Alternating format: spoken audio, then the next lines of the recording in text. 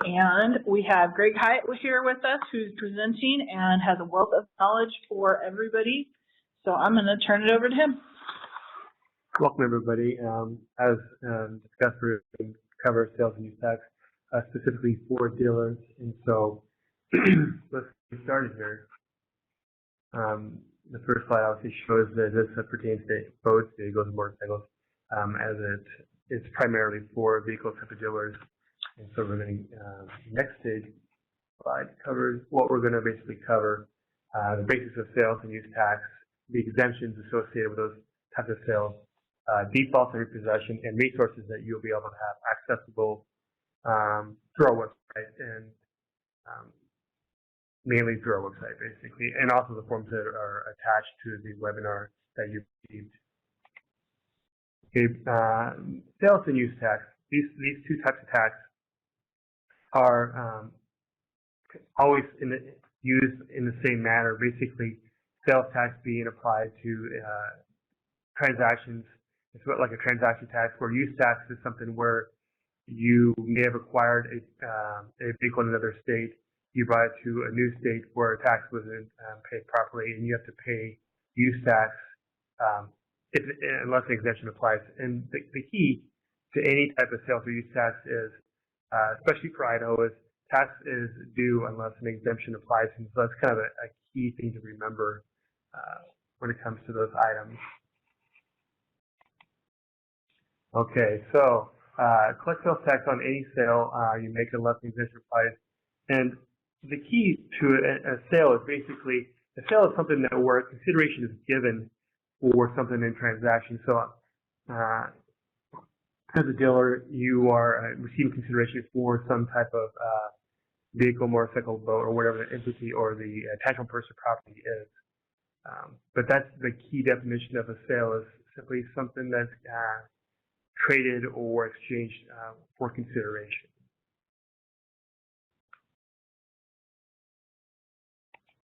Okay.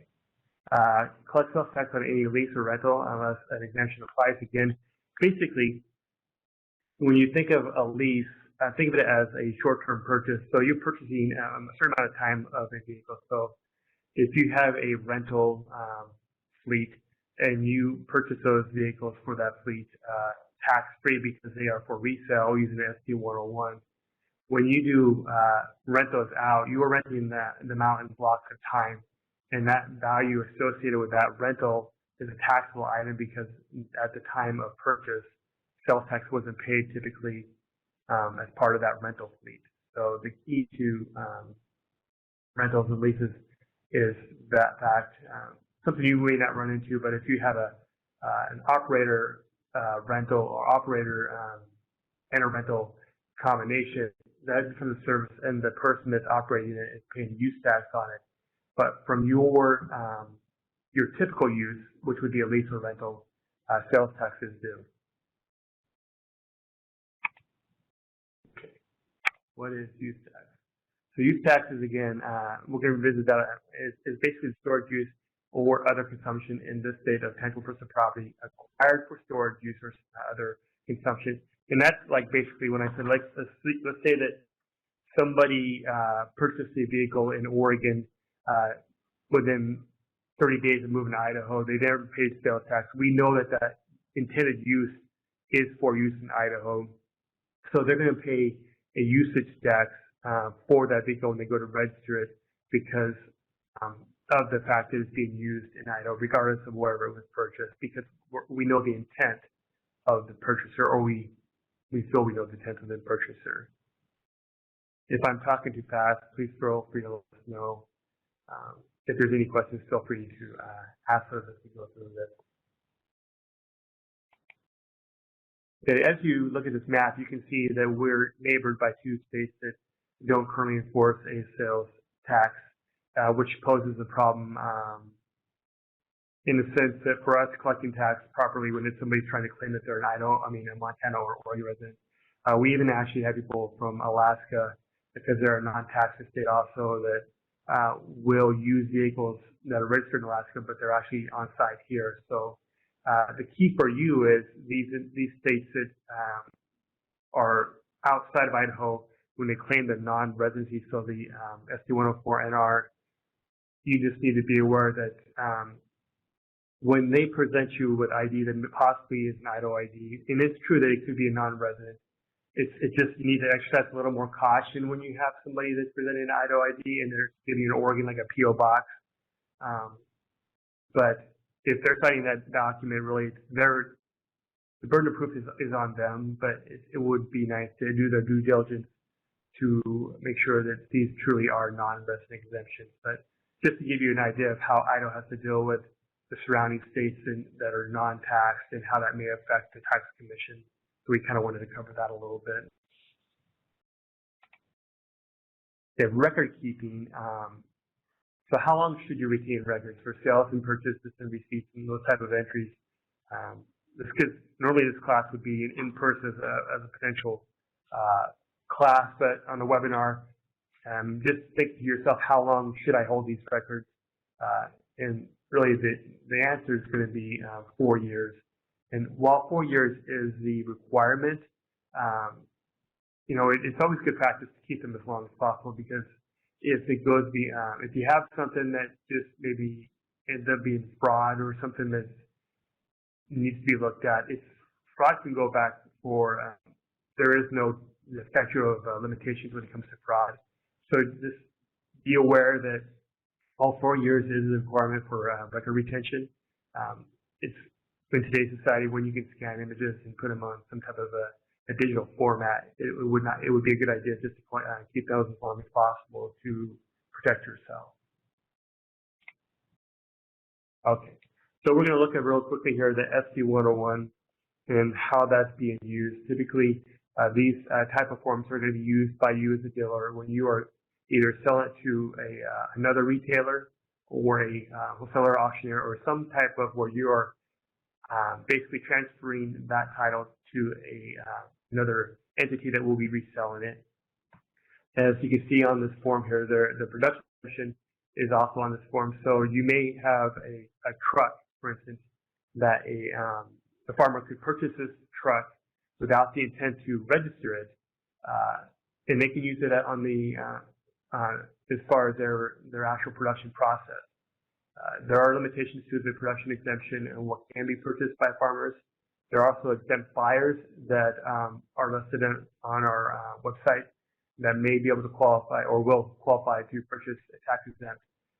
Those are very specific, but the SD-101 is a form that is used on a very regular basis when it comes to resale specifically, but also exempt buyers.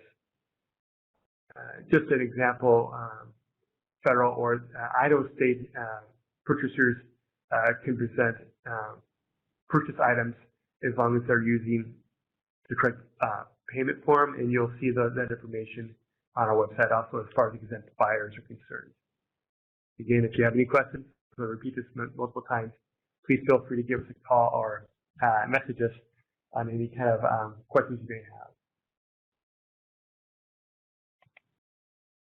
Okay, inventory use. So basically, when you buy a vehicle or anything of that is currently in your resale inventory, and you take that out of inventory and you list it and you plate it, or you other than for resale, so you have a permanent plate on that now. It's a courtesy vehicle, or you're going to give it away, or some type of pulling from inventory. Those items become taxable. You'll pay use tax on those items. You can either choose to pay the actual the value of that vehicle at the time that you pull out of inventory, so your cost of that vehicle, or you could also pay the fair market value on the monthly cost of that vehicle. So if you were to lease that vehicle, how much is the fair market value of that vehicle? And again, that's in our rules that covers that. If you have questions in regards to how to, what your options are as far as recognizing the use tax, again, you can give us a call, and there'll be information at the end of this presentation that allows you to contact us for additional questions. Donations, when you donate an item that you're pulling out of inventory, you yourself would pay use tax on that item, and you would give the recipient typically like it's going to be a gift exemption, so 133 GT, but the person you give to doesn't pay tax. It's only the person that actually titles and transfers that under a gift scenario.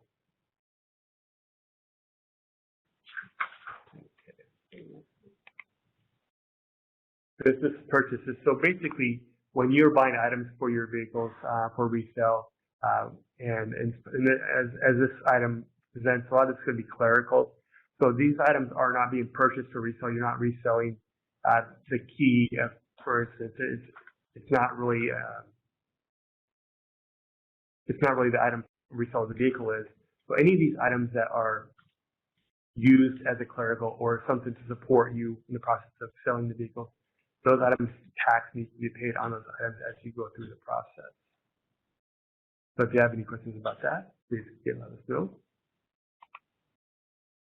Okay, so this is something that is on our website, and we'll go over our website where I get these items.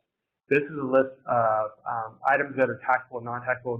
This sheet also is in the booklet or the pamphlet of information that we provided to you. And it allows you to look and see what items are really taxable, what items are not. These will give you the references to the rules and the statutes associated with those costs. In general, it's good to think of, are these items required to complete the transaction? So if you look at, for instance, the dealer dock fee, if they could buy that item without paying the dealer dock fee, that would most likely be non-taxable, but all transactions require a dealer dock fee if it's tied to the deal and the sale, therefore it's taxable. And that's why we charge tax on these items here, because they are something that is built into the cost or is going to be part of the cost to the end user, which is the consumer. Again, this is in your pamphlet of different resources. Okay, the question is, does a customer down payment on a car reduce the sales price subject to the sales tax? So does anybody have an answer to that? Normally would ask. Again, in this situation, a down payment has no effect on the sales and taxability of the sale. And the reason in that is, if somebody came in cash and they gave you cash for a vehicle, does that mean that they're not going to pay tax on it? No. It's based on the value of the vehicle, and down payment has no effect on the taxability of that purchase price. Again, this is we were talking earlier, is the dealer dock fee subject to sales tax? The answer is yes, because it is a requirement typically for the purchase of that vehicle. So any kind of dock fee that is required to complete the transaction, that would be a taxable item. And you can always find that on that list. Freight or shipping charges. Is the freight fee on customer order subject to sales tax?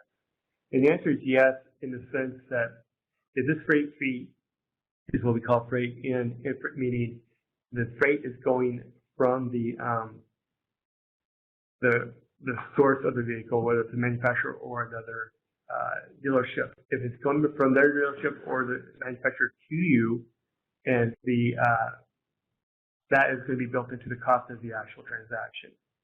So any kind of freight to the dealership, if the freight is going from, let's say that somebody from California bought your vehicle online, and you shipped that vehicle to the actual customer located in another state.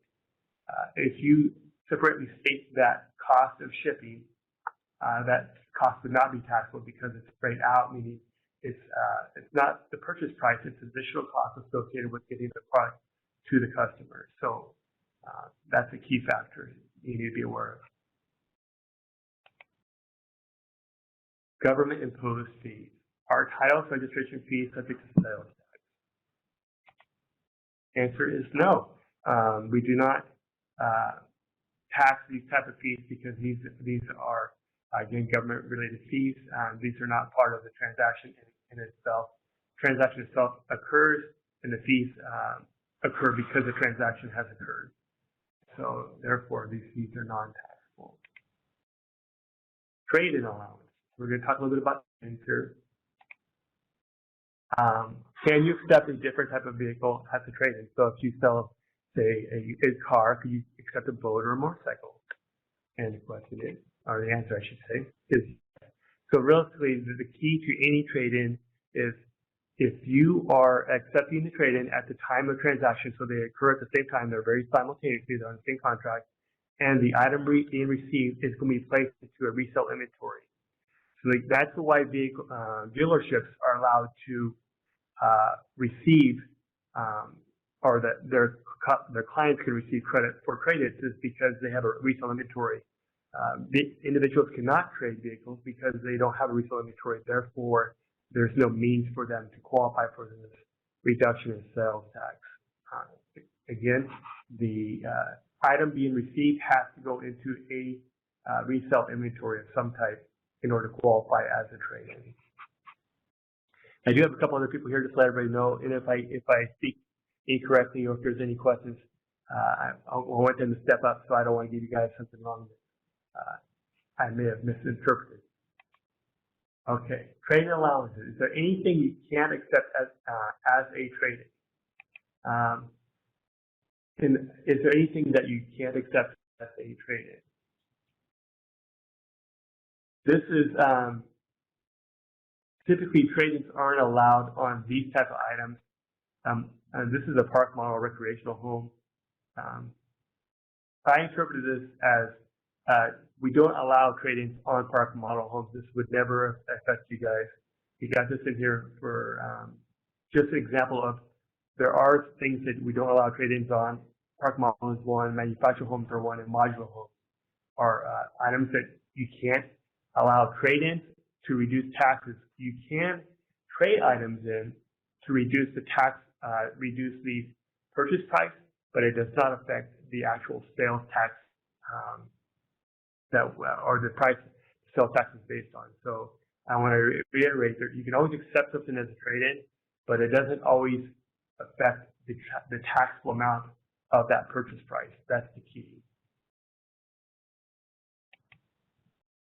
Are fees for dealer prep alignment repairs protected as a condition of sale subject to sales tax?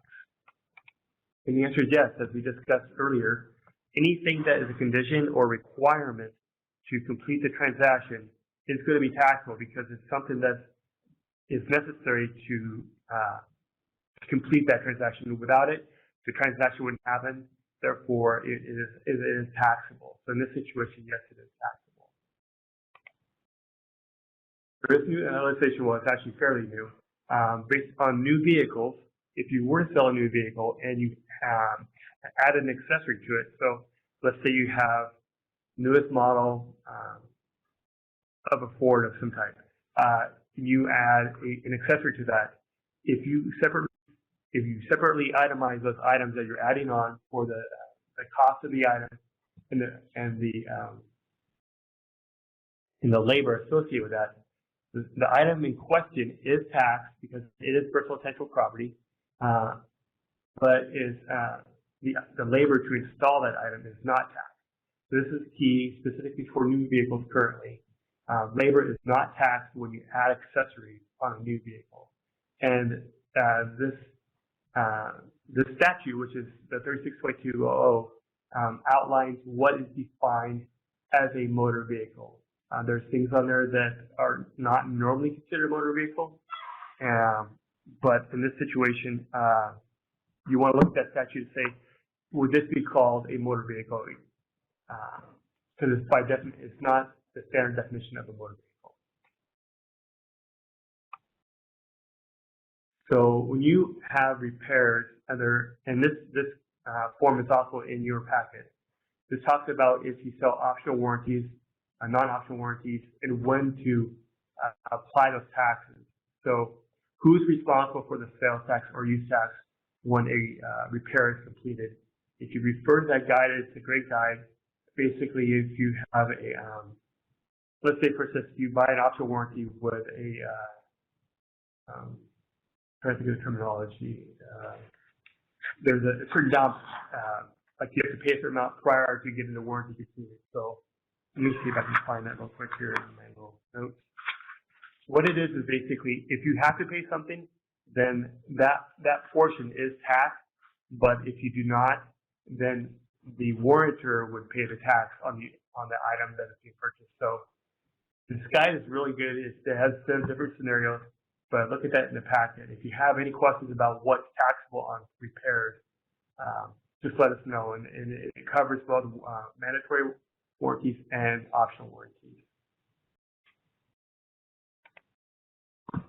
Do you owe sales tax when you sell an asset? So these are assets that are typically going to not be used as resale inventory. It might be, as this example is as a desk or something of that nature.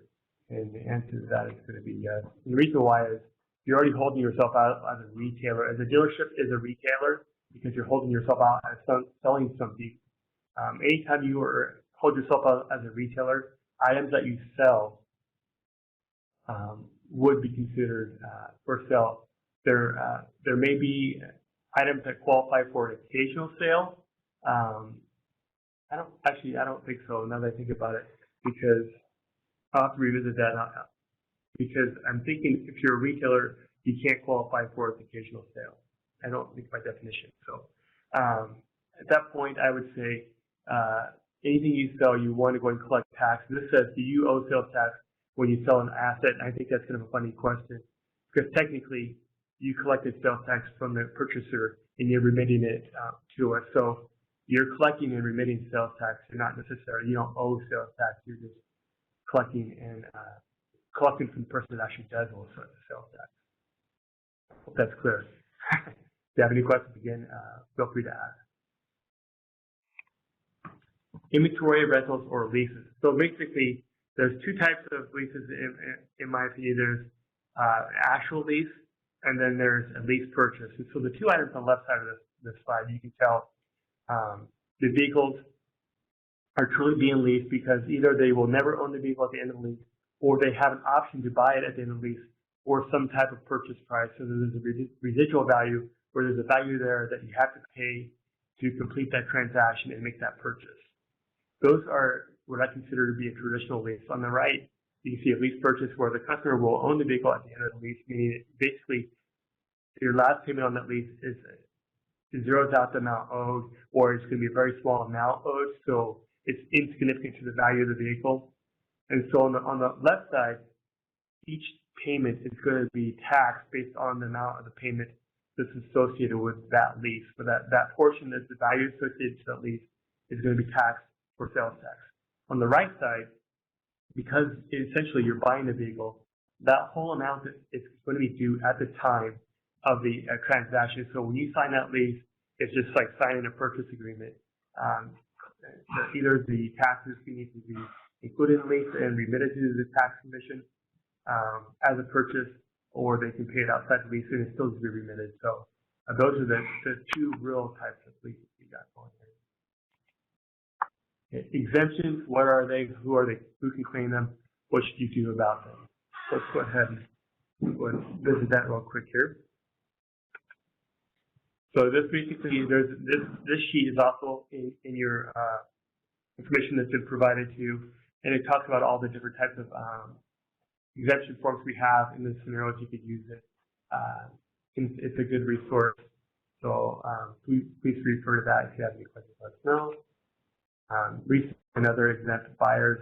We covered this at the beginning. The ST101 is a big one for transactions where the vehicle is going from yourself to another retailer or some type of wholesaler, or not wholesaler, but maybe an auctioneer or something, or to be resold and collected sales tax.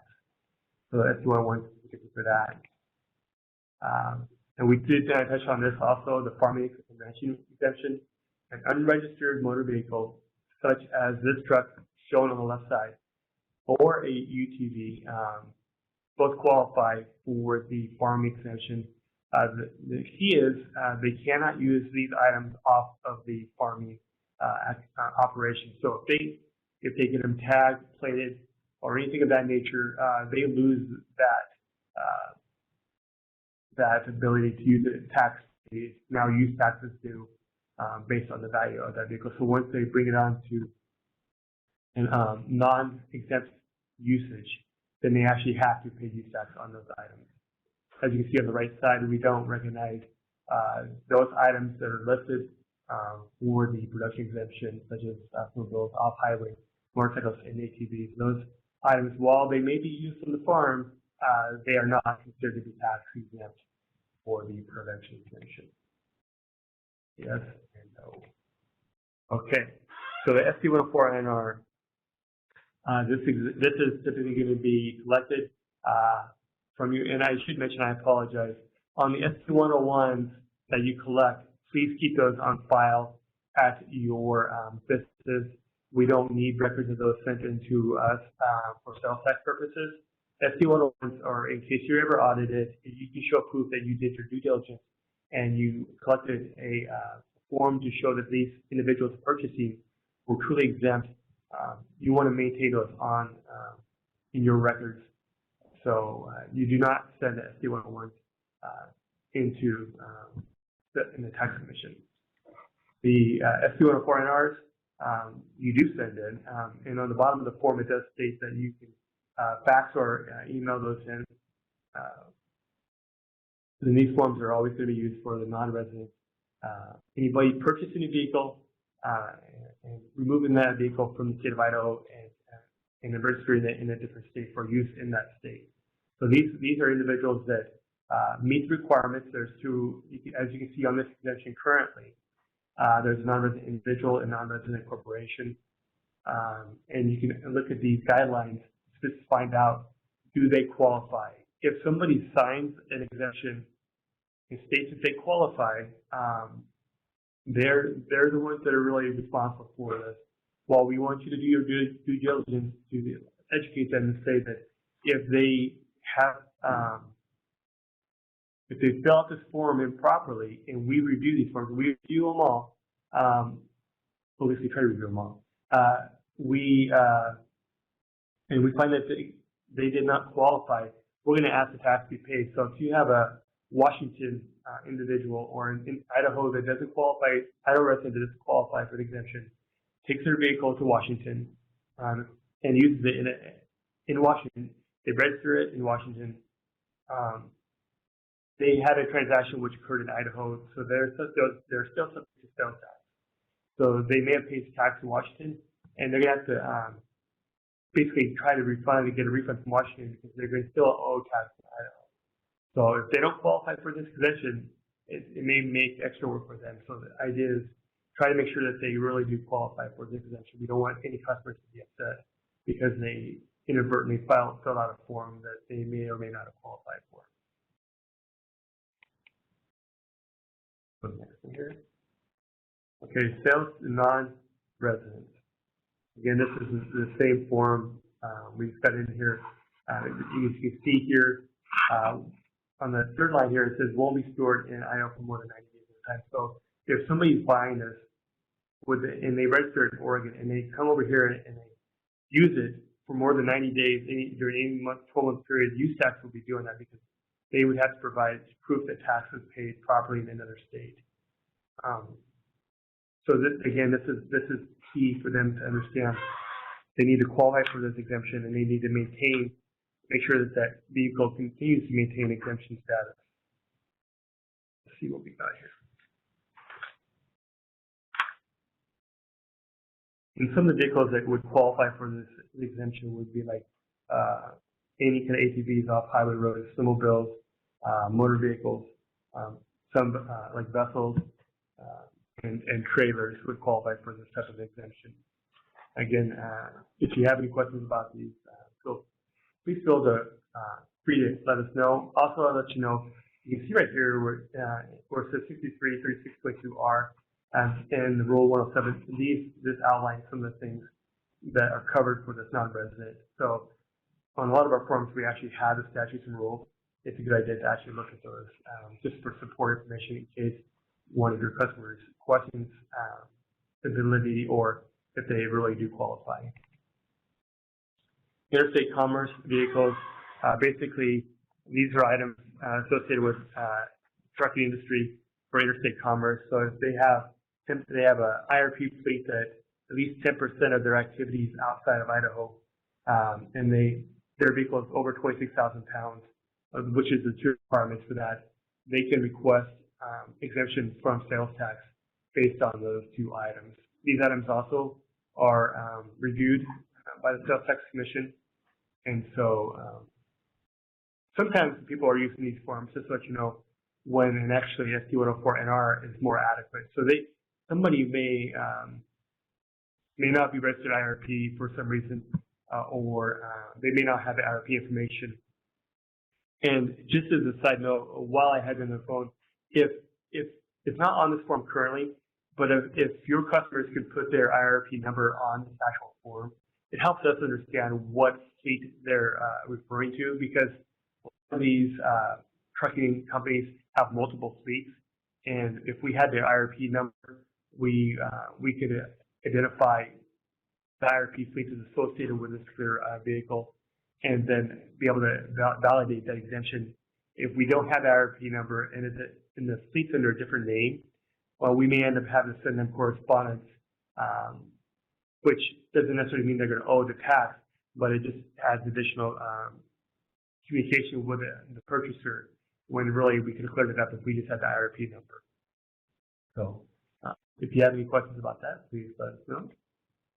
The gift tax, typically, you're not going to run into a lot of this because you're not, but if you do give, like if you donate a vehicle to a charitable contribution or some type of, you donate that for some reason, you want to use the SD-133GT, so the recipient, whoever receives it, can, when they bring it into the DMV to register the vehicle and transfer title, that they can show that they didn't pay anything for this vehicle. It was truly a gift. When it comes to like I guess you guys don't really care about it, but if you raffle something off, that's a chance to win when they purchase us. It's still a gift. Use the same form. Reason why is they didn't really buy the vehicle, they bought a chance to win the vehicle. And so we like to use the SD-133GT as a record of that transfer between the donor and the recipient. Let's go to the next one here. American Indian sales. The key to American Indian sales is basically you want to get a copy of their tribal membership card to show that they are a tribal member. And you also want to make sure that that is delivered on the reservation. It doesn't necessarily have to be the reservation of the tribe, of the individual Indian. Let's say that their tribe is located in Washington for some reason, and they ask that it be delivered to a location in Idaho. As long as they are a tribal member with a valid tribal card and it's delivered to a tribe location, that's a valid transaction. They cannot pick the vehicle up at the dealership. It does need to be delivered, and that's key. If you have any questions about that, again, please let us know. Default and repossessions, you can request a partial refund on sales tax paid if the customer stopped payments. Basically, we prefer you to use the form TCR. I know that, let's say that you have you're self-financing a vehicle, they default 6 months into it, and it's a 5-year contract. So there's a certain amount of value that they didn't pay tax on. When you reclaim that, when you repossess that vehicle and you resell it, you can't ask for reclaimed sales tax until the vehicle has been resold and you have an actual amount of lost revenue on that vehicle. So it'll say that you bought it, sold it for $10,000, you reclaimed it, you only got $1,000 back, so you got $9,000 remaining of the value that you basically wasn't able to receive. You resold it for $6,000, so you have that 9 to 6 value there that you had taxes paid that you weren't able to reclaim. So, and I know some people may try to put that in the line 7, which is you can do, but the problem is if you put that in line 7 as an adjustment to your use tax or your sales tax, and you are unable to substantiate your claim for a refund, then that has to be adjusted later. It's better to just request the refund through using the form TCR, because the form TCR is the proper way to actually request the refund. And there's a rule, it's Rule 117. Rule 117 basically has 6 requirements to complete in order to qualify for this exemption, or not qualify for exemption, but qualify for the refund. So it's really key to make sure you qualify for the refund versus just putting it on your usual sales tax adjustment. That way, it's all clean. It's better that way. If you have questions about that, again, please let us know. Okay, so we're down to the last couple pages here. And what this is our main website, tax.idaho.gov. And you can see on the right side, we have a sales/use tax hub. There's a great resource on that. On there, it has a section, motor vehicles for dealers. You can see right next to the beginning of the arrow on the left side, it says motor vehicles dealers. And that's where you can find a lot of your forms. And I would recommend using that. On that sales/use tax hub, also below is all of our exemption forms. So we have our exemption forms listed that you can use, and please feel free to use this. We also have this area called Tax Pros Hub, and it covers sales tax and income tax. It has multiple items. I think this is a great resource, especially if you're a new or newer, business. It talks about things you can do for your business and how to get it started, like business basics and stuff like that. So I would recommend looking to Tax Hub and also use the Sales/Use Tax Hub. Those are two great resources for you, especially for sales tax. These are different ways you can contact us. Feel free to just check our FaceTime, Twitter, or any other type of. This video, I believe, is going to be on YouTube, and you can access those on YouTube on our website, and you can look at. Is it just tax.idaho.gov, and they would see those resources?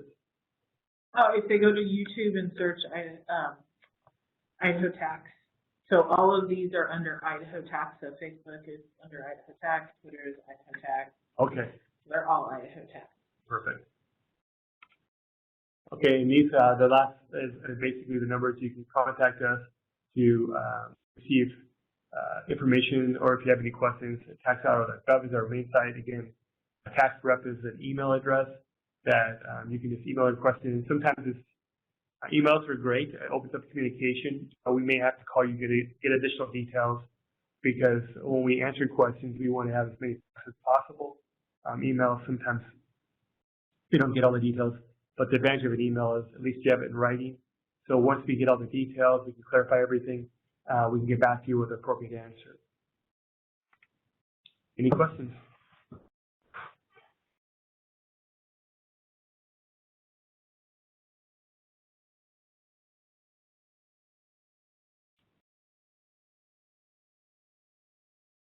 So we do have the chat over to the right that you can use for questions. While you may be thinking about a question or typing one in, what I'm going to do is I'm going to open a poll pod. Oh, wait. Flooring cost interest. Can you talk about that? Flooring cost interest. You know, we did talk a little bit about that, and I don't remember what. Daniel, do you remember what we talked about that now? I had to look it up. It wasn't something I was familiar with.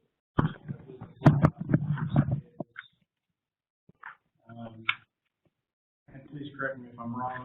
So associated, if you put a vehicle on the showroom floor and you're leasing that vehicle as a flooring cost interest, we consider that part of the cost of the dealership that gets rolled into the price, and so it would be taxable.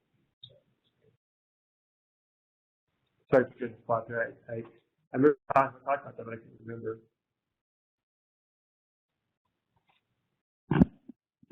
Okay. Hopefully that helps answer the question. I have opened a poll for us so you guys can tell us how we did. But we'll still take some more questions as you have them.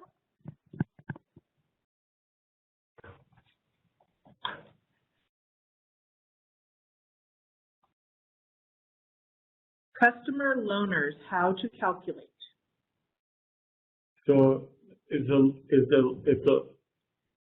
the vehicle is in your inventory as a loaner, so you basically pulled the vehicle out of your resale inventory and you plated it as a loaner, so you give these vehicles to the individuals as they maybe bring their cars from repairs or whatever the case may be.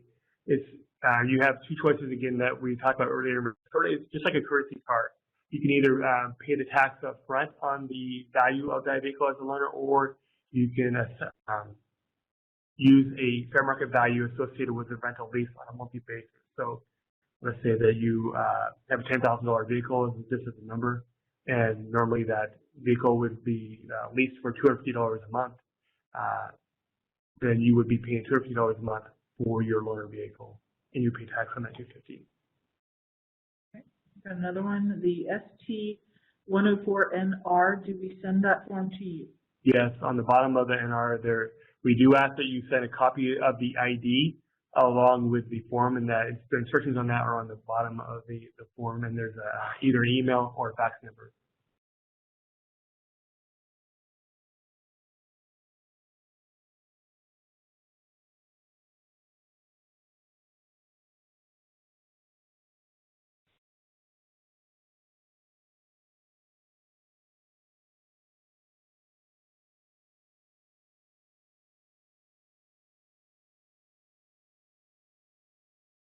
So that's if they want to, like, if they're only going to use it for a loaner for a short time, so they don't want to. Typically, they pull a vehicle out of inventory for a specific period of time. It could be for 6 months to 2 years, and they plate it, permanent plate it. And once they do that, they associate the value, assuming the fair market value per month on that vehicle. Yeah, they do pull out inventory, and they permanently plate it typically. Thank you for your questions. What other questions do you have?